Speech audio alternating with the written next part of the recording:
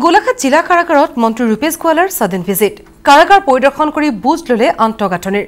আগন্তুক দিনত আন্তঃগাঁথনি আৰু অধিক উন্নত কৰাত গুৰুত্ব দিব বুলি কৈছে মন্ত্ৰীগৰাকী আৰু ডাইনিং হলৰো কৰা হ'ব ব্যৱস্থা কাৰাগাৰ পৰিদৰ্শন কৰি সাংবাদিকক জনালে মন্ত্ৰীগৰাকী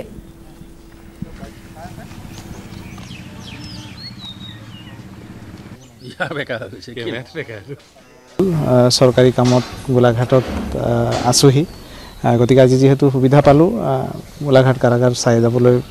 ইচ্ছা কৰি সোমাই গলো আৰু ভিতৰৰ পৰিৱেশটো কেনেদৰে তেওঁলোক আছে গোটেইখিনি চালো এটা পৰ্যালোচনা হ'ল আৰু ভৱিষ্যতে মই ভাবো যে সাডেন ভিজিটে বহুত কথা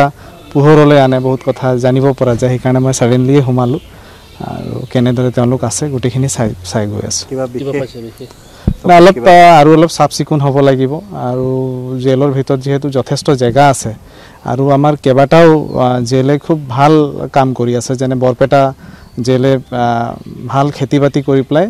গভৰ্ণমেণ্টৰ ঘৰত যোৱা বছৰ প্ৰায় 1 লাখ তেওঁলোকে ৰেভিনিউ গভৰ্ণমেণ্টক দিছে আৰু ইয়াত যেহেতু 70 বিঘাৰ অধিক মাটি আমাৰ আছে গতিকে সেইখিনি জায়গা আমি খুব সুন্দৰভাৱে ব্যৱহাৰ কৰিব পাৰো অৱশ্যে এটা ইয়াত আমি ইউনিট চালো স্কিল চেণ্টাৰ এটা চালো য'ত খুব ধুনীয়া ধুনীয়া বস্তু ইয়াৰ হাজতিসকলে বনাইছে গতিকে মই ভাবো যে ভৱিষ্যতে সেইবিলাকত কৰিব পৰা থল যথেষ্টখিনি আছে না মই সুধুতেতো তেওঁলোকে ভাল কথাই কৈছে কিন্তু যিটো কিচেন বা ডাইনিং হেতু যথেষ্ট মানে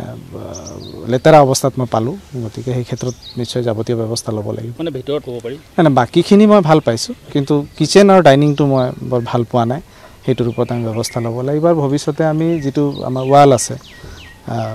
সেই ৱালখনক আমি কনচাৰ্টেনা ৱায়াৰ আমি লগাবলৈ ব্যৱস্থা হাতত লৈছো আৰু মানে নিৰাপত্তাৰ যিটো দিশ সেইটো যাতে আৰু অধিক সুনিশ্চিত কৰিব পৰা যায় যিখিনি আছে সেইখিনি অলপ চালো